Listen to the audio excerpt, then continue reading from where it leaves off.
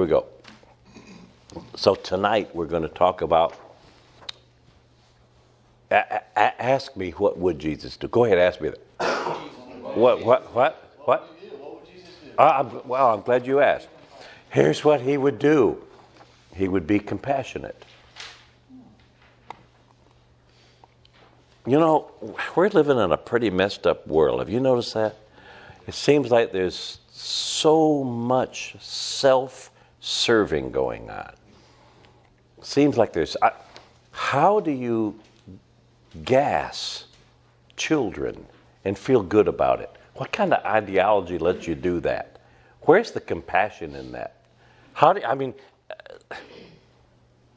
I'm leaving pretty soon anyway, so you guys have to... I'm going to leave you with it. I'm 72. So let's talk about the pattern. This is what Jesus would do, and every one of these scriptures has the word compassion in it. Go figure. Then we'll talk about it. Go ahead, Matthew, Mark, whatever. When he saw the multitudes, he was moved with compassion for them because they were weary and scattered like sheep having no shepherd. Okay, 14, Matthew. Jesus saw the huge crowd as he stepped from the boat, and he had compassion on them and healed the sick. Okay, 18:12 or 27. And out of compassion for him, the master of that servant released him and forgave him the debt. Okay, how about 18:33?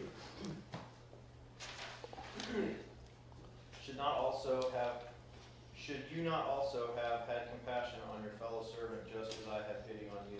Now, I think that's a pretty important one there, because not only are we talking about someone that forgave somebody their debt, right? But then he turns right around and say, that's what you ought to do, by the way. That's what you ought to do. In fact, he puts a condition on that, says, if you don't do that, then you're going to be delivered to the tormentors. So a person that has an unforgiving spirit is delivered to the tormentors. Who are the tormentors? Any idea? The tormentors. How do you say that in Spanish, tormentors? Tormentos. Yeah, that's it. Oh! Yeah. What do you think the tormentors are? Demons. Is that what you think? That's the number one. Satan's men. I think the tormentor, you got to sort of figure this out. A person that will not forgive, what is their torment? That they'll never be forgiven. Unforgiveness. What'd you say? They're using their own will. They're tormenting themselves. Yeah. What'd you say? That they'll never be forgiven. Well, okay. Let's get it. It's kind of getting out of hand here. Unforgiveness. The tormentors are anger. I can't forgive you, so what am I? I'm angry all the time. I can't forgive you, so I'm never at peace. I have no peace in my life. Why? Because I got torment. If I don't have torment, if I have torment, then maybe I have all this dissatisfaction going on in my life. I can't ever I can't get ahead. I can't get happy. I can't get anything. Why not? I'm tormented. I think that's who the tormentors are. And so I think that God's gift to the victim is forgiveness. Because it releases you from your own personal torment. Otherwise, you walk through this life and you're mad at everybody. You just can't get over it. Right? So Jesus said in that particular case, you ought to do that too. So not only did he give the pattern, but he said he put it back on us. Okay? Let's do the other one. I don't know where it is. Yeah, that's it, 15:32. Now Jesus called his disciples to himself and said, I have compassion on the multitude, because they have now continued with me 3 days and have nothing to eat. Okay, how about Matthew 20:34?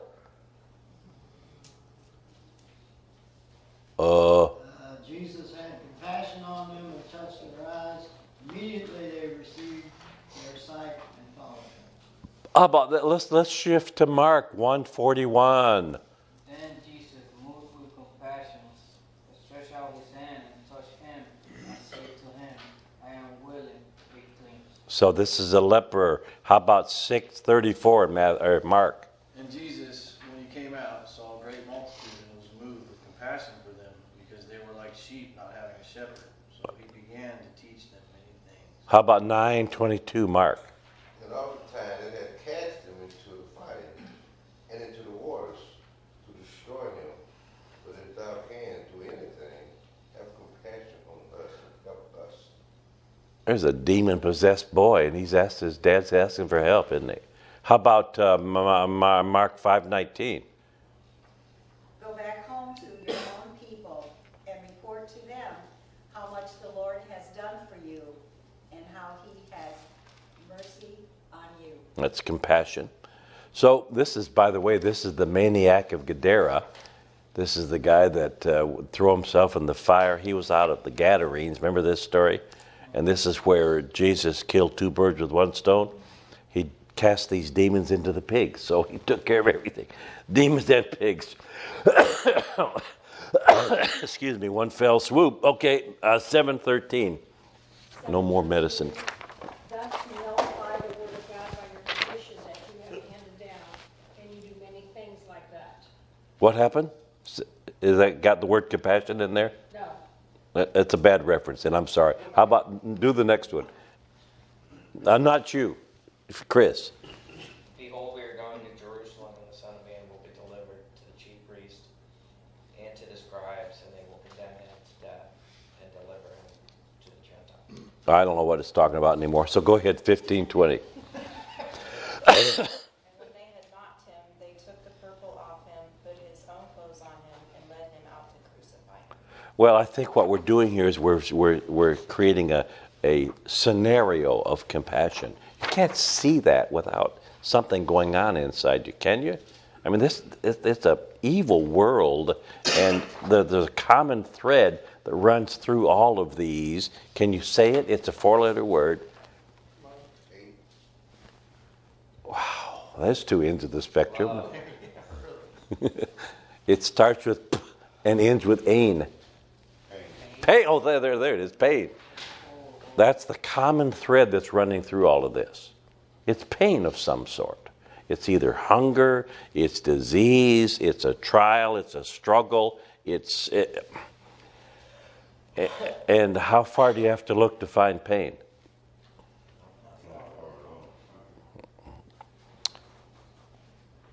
Or struggle. Yeah, you're coming out of one, you're in one now, you're going into one. That's life. And God designed life to where we would need him. And that's... So we will never forget him, right? We've got these struggles going on. And just to look around you, there's so much pain in the world. Let's look at 1 Peter 3:8. Finally, all of you be of one mind, having compassion for one another. Love as brothers, be tenderhearted, be courteous. So here's a simple statement, isn't it? It's saying that we ought to have compassion on each other, at least. At least each other, right? I mean, Tim gets sick and needs to go to the doctor, man. So we got to get him to the doctor if something's going on here, right? That's the way things are. You can't be going and saying, that's none of my business. It's your business. One of the famous lines in the Old Testament. A guy named Cain. What did he say? Am I my... And the answer is yes. The answer is yes. You are your brother's keeper. Where's your brother, right? Well, he killed him. That's not nice. Don't kill your brother. How about Jude 22? What chapter was that? And of some have compassion, making a difference. That's talking about evangelizing there. It says, Some have compassion. Read the rest of that. Pulling them. That's all I have on 22. Well, And others saved with fear, pulling them out of the fire, hating even the garment spotted by the flesh. so it's talking about our how we personalize evangelization. Some have compassion, making a difference. Pulling them as brands from the burning, it says in King James. We got to get them out of the fire.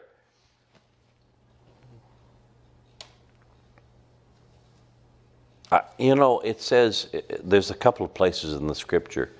I'm thinking of Daniel 12, 3, they that be wise shall shine as the brightness of the firmament, and they that turn many to righteousness as the stars forever. What does it mean? If you're wise, you're going to be right? And it goes on, it says the fruit of the righteous is the tree of life, and he that wins souls is wise. So here's my question regarding that. Did the wisdom come first? Or what does it mean? How do you link wise and evangelization? And I think here's the way it works for me anyway. You got to see beyond just what's going on in this world. There's a spiritual battle going on here. I mean, if we could ever see the spirit world, we wouldn't want to do it. It scares to death. But I think a wise person also says, there's something beyond this. There's something after this. And I think we have to put our lives in perspective and say, look, I'm going to be here, 70, 80 years? Listen to me. Maybe 72. And then what? Well, then eternity. Man, you know how long that is? In my view, that's what matters more than this. Because that's going to be forever. You get a paycheck, how cool is that? Yeah, but then what? You keep going that then what, and then after a while you're dead, right? Then what? Well, you're going to be somewhere. Going to be somewhere. And I say that as long as you're going, and by the way, you're going. Hey, it's scheduled. Who said that? Yeah, it's scheduled. You might as well take somebody with you. How's that sound? How about Matthew 6, 1 through 4? Take care. Don't do your good deed publicly to be admired, because then you will lose the reward from your Father in heaven. When you give a gift to someone in need, don't shout it out as the hypocrites do, blowing trumpets in the synagogues and streets to call attention to their acts of charity. I assure you, they have received all the reward they will ever get. But when you give to someone, don't tell your left hand what your right hand is doing. Give your gifts in secret, and your Father who knows your all secrets will reward you. And the context there is, in the King James, it calls alms. You know what an alms is? Alms? What is an alm? Offering to the poor. What'd you say? Offering to the poor. Okay. When you give something to help somebody else, somebody in need, and you just pony up and give it to them. That's called an alms offering. Alms. And Jesus talking about giving alms. What's up with that? I wonder if that's important to him. He just said, as long as you're doing it, though, don't be blowing your horn, for crying out loud. Just do it, In fact, I've been keeping a tab of how much money I've given you guys. Let me tell you how much it is right now.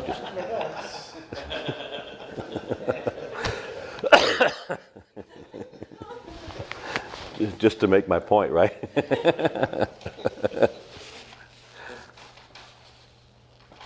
It's talking about, you see, what are you going to do? You're going to help. You're going to help. You got to help. I get a kick out of these people that are, what do we call it?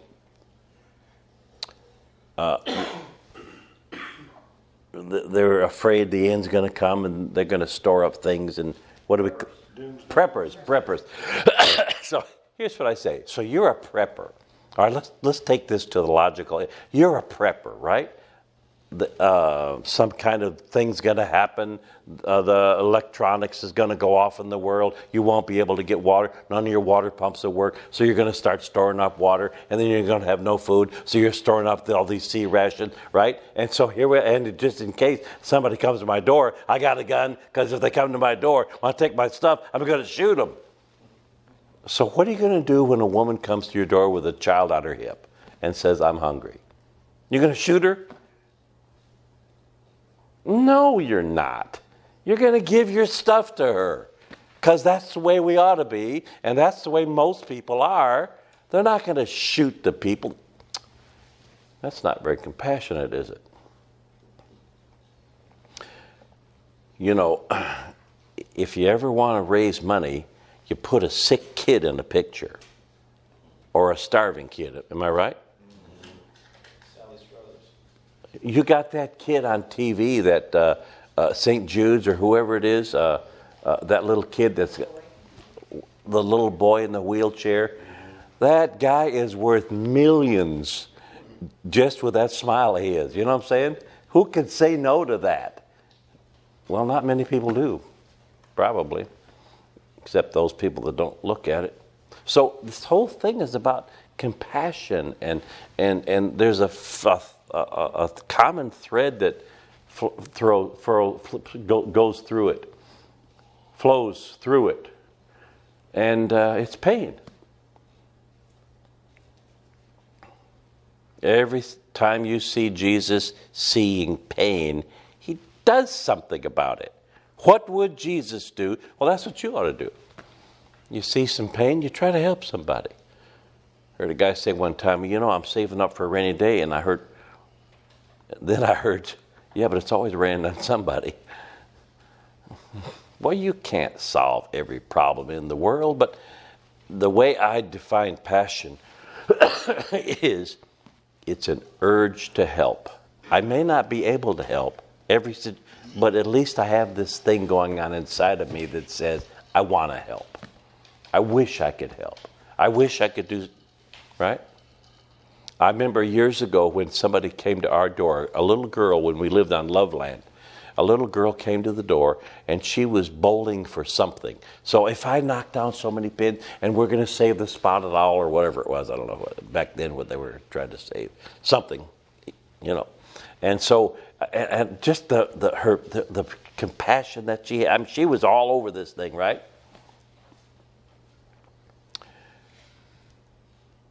I gave her some money. I don't know, $5, $10, whatever. Just, no, I don't want to go by the pen here. Here's $10, whatever.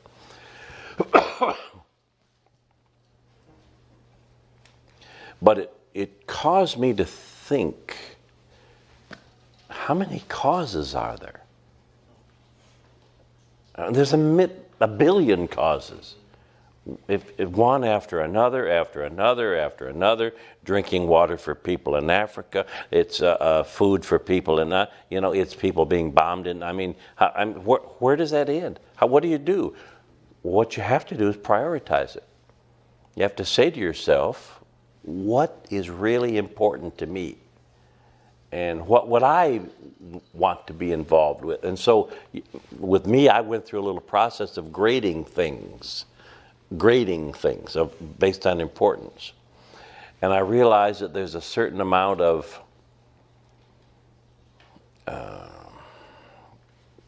physical suffering that people endure. So how do I want to get involved in that? And how deep do I want to get in? Or do I want to get involved at all? And I can't stop the physical suffering. Can you? I can help a little bit, and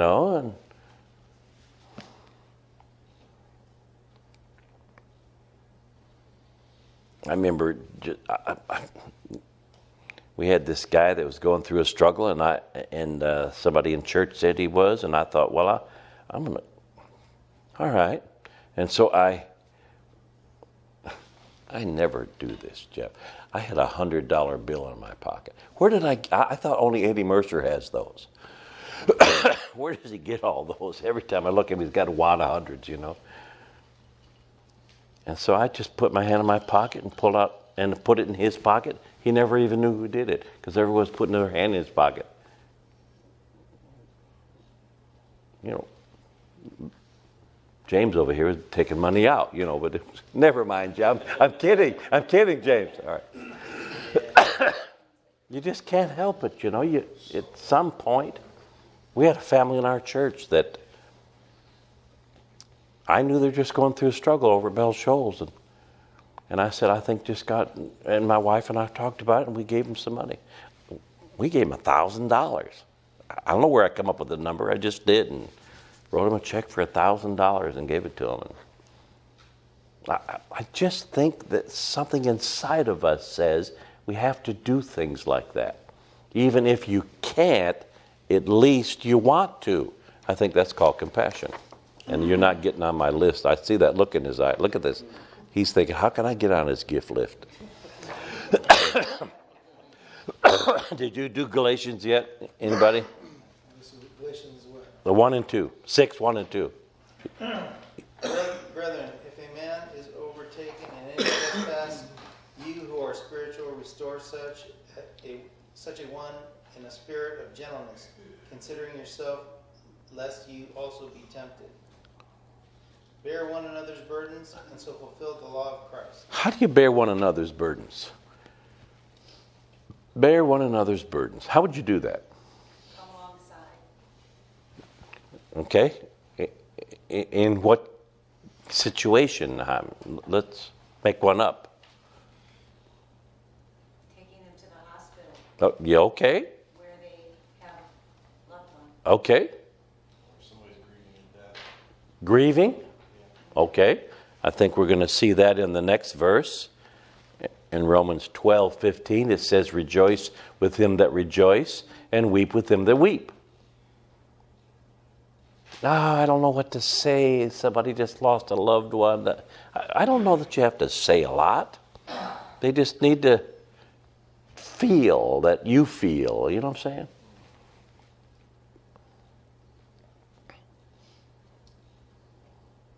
An urge to help. So I made a list here. Things that stir my heart. And I'll ask you, what stirs you up?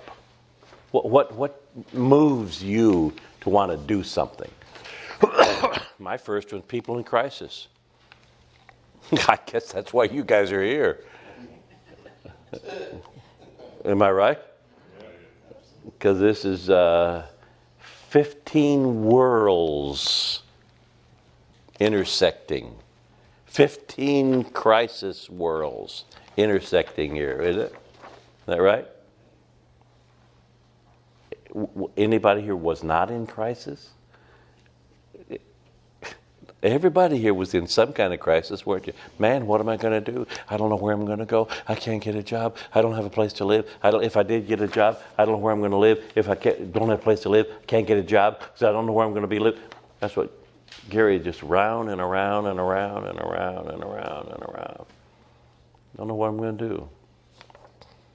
Families in turmoil. You know any?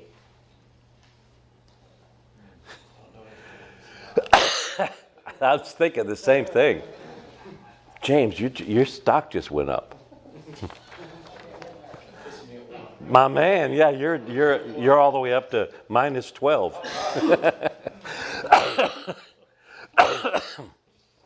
Children without spiritual guidance. I remember one time I was in this guy's home, and I was trying to lead him to the Lord, and he wouldn't have any of it. You know? And I'm like, man, and I was talking to him, and I'll never forget what happened. This is so cool. His kid over there said, Dad, let's get saved. I went, wow. Out of the mouth of babes, right? And his dad said, no, shut up. And I'm going, listen to what your kid's asking for here. He's asking for your dad to help him in the spiritual world. You're going to say no to that? Nah. I said, well, do you mind if I introduce your boy to Jesus? He said, go ahead. So I led this little kid to the Lord right in front of Dad. And then, amen. Now, why is my kid better off than yours now? Mine's got a saved dad. Nothing, man. That's nothing. Nothing. What am I looking at here? Unloved children. Know any of those? How about frustrated stepchildren? You know any of those?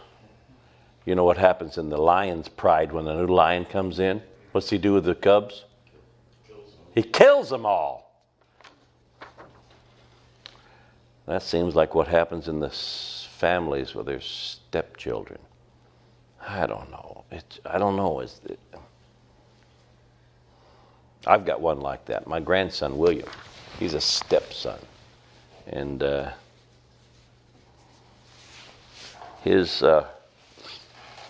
this recorded?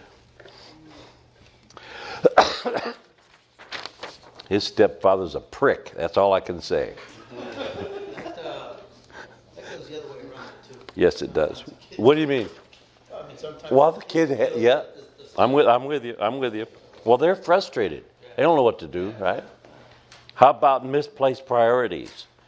You ever have any of those? What? We just struck up the chorus here. A lot of mumbling going on. What are the priorities? Give me a priority. So here I am. I'm deciding where to give money, right? Remember I told you about my spotted owl story? So I went through this process, and this is what I said. If I only had $1 to give to any cause, where would I put it? My $1. And I'll tell you what I came up with. I came up with eternal things instead of temporary things. I came up with, if I could put my dollar someplace in the world where I think it would do the biggest benefit, it would be into someone, somehow, an endeavor that's training nationals to win their own people to Jesus. Someone that will reach nationals, because I can't win Muslim people, but ex-Muslims can. And if I can help them and encourage them and benefit them in some way, they then, and into this is full circle now. I've gone all the way around full circle. That was easily 40 years ago, maybe 45 years ago. And now full circle, here I am going and doing that. That's just cool, because that's always been very high on my list of priorities. You know, I don't want to go over to Puerto Rico and build bridges that fell over, you know. I'm not mad at Puerto Ricans. I'm just saying you got to arrange things, right? Misplaced priorities. Living for the moment. You know anybody does that? Here's the thing. Guess what? There's life beyond the end of your nose.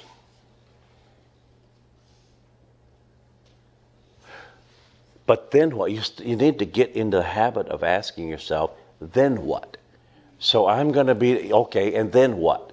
Yeah, but I'm going to, and I can't, but then what? So I think you just keep playing that game until you figure out where things go. Where are they going? How am I going to get there?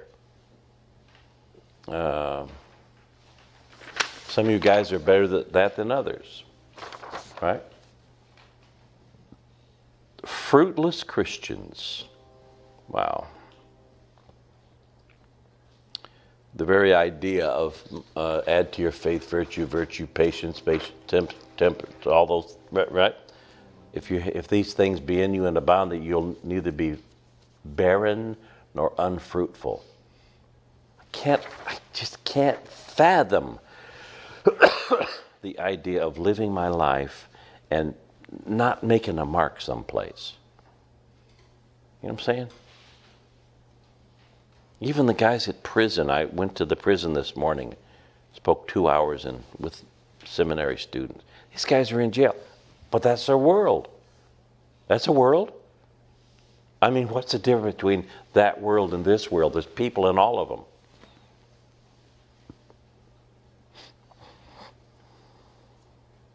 I would hate for the fruit that I bear to be stuff. You know, Jesus said, lay not up for yourselves treasures on earth where moth and rust doth corrupt and thieves break through and steal. No, lay up for yourselves treasures in heaven. I mean, think, then what? Right? No vision in churches. I get a kick out of that. There's 40,000 Southern Baptist churches. Just in the Southern Baptist world. I'm not telling you how many others there are. And the average attendance, listen to this, the average attendance in a Southern Baptist church is 75. Okay, so Bell Shoals has a few thousand in attendance. So how many 25s do you have to average to get this down to 75? You got a lot of dozens here and there, right? I've been in churches all over Tampa, and there's these little old ladies sitting there with their hat on, making notes, asking, what are you going to cost me? Will you preach at our church? Yes. What are you going to cost me? You can't afford me. I'll just come for nothing. How's that? I get so sick of these little churches that have no vision. There's nothing going on. This is bigger than most churches. You'd be surprised. By the time we start adding families in here,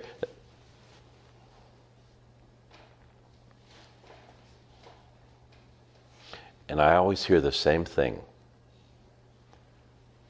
We're a loving church. You know what that means? Nothing.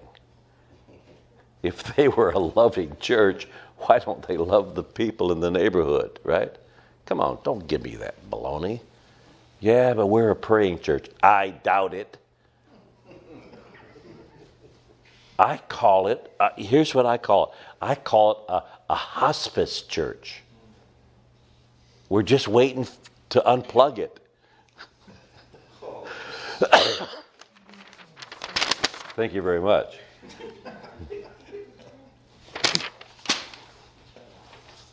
Saints Without Souls. How's that? That's my last one on my list. I've got a website or Facebook, Saints for Souls. I'm for souls. I'm for winning people. I'm for helping people get out of the brands from the burning into a chance. Just give them a chance. You know, we've been going over there to that Saturday feeding, you know. Those guys don't want a chance. Are you sure? Some of them might. Every now and then, right? You find one. Sean came out of that. Sean Martin sat there for a couple of years, eating every Saturday morning the food that was given him. Yeah, but there's nobody in there that cared. Well, that turned out different. There are people that care. There are people that are trying to make things make sense. It's got to make sense, don't you think? So, you know, you got to get out of your little life. Get out of your little circle and see what's... And I think the will of God for your life, here it is, right outside of your comfort zone. If you're comfortable, you're probably backslidden. You need to get uncomfortable. You know, I go on a plane and go overseas. I throw up every time. That's uncomfortable. I get on the plane knowing I'm going to throw up. Getting sucked out.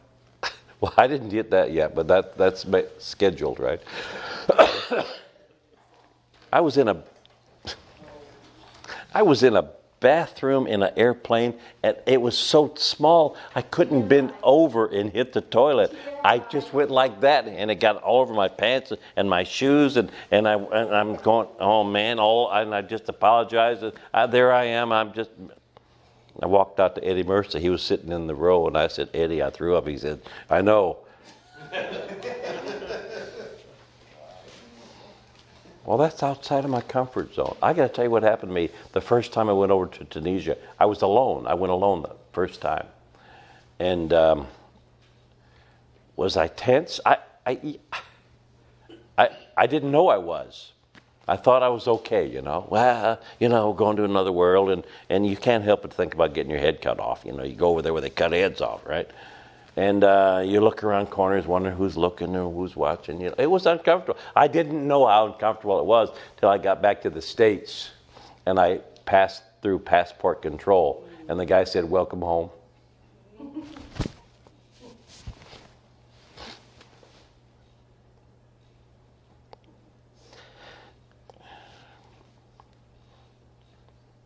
For some reason, you always remember emotional experiences. You notice that?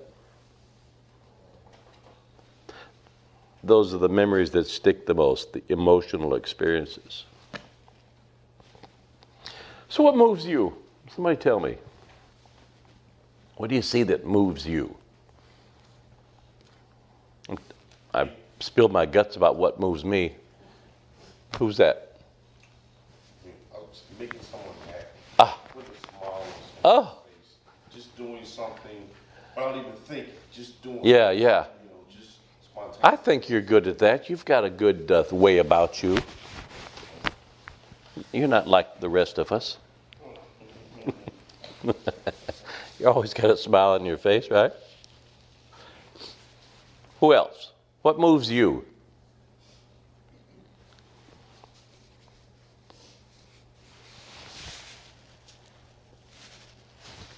Family?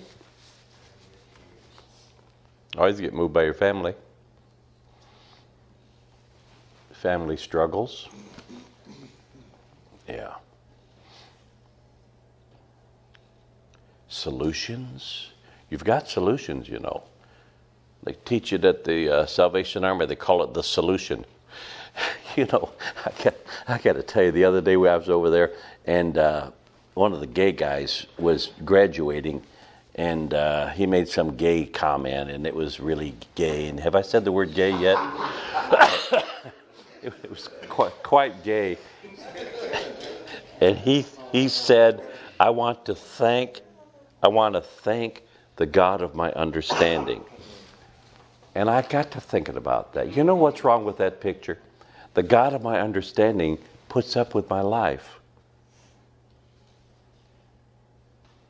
The real God doesn't.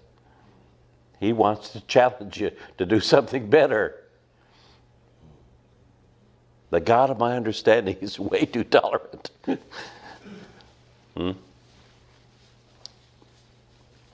So what would Jesus do? He'd be compassionate. And he would tell you to do the same. Would he not? He would say, find somebody that has some pain and do something for them. Find somebody and help them.